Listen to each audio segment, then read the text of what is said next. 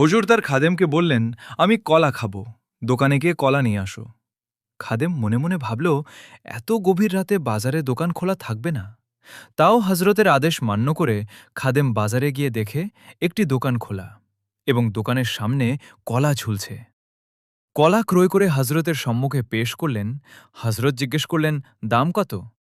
খাদেম বলল, অন্যান্য সময়ের চেয়ে এখন একটু বেশি দাম দিয়ে কিনতে হয়েছে, কারণ বাজারে একটা মাত্র দোকান খোলা। তখন হজরত বললেন, দেখো, বাজারে একটা দোকান খোলা থাকায় কলার দাম বেড়ে গেছে।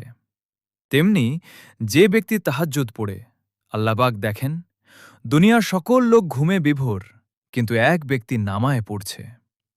তখন আল্লাহ পাকের কাছে উক্ত ব্যক্তির দাম এবং তার নামাজের দাম বেড়ে যায়। তখন যদি সে টুটিপুটি ইবাদতও করে, আল্লাহ পাকের কাছে তার দাম অনেক বেশি।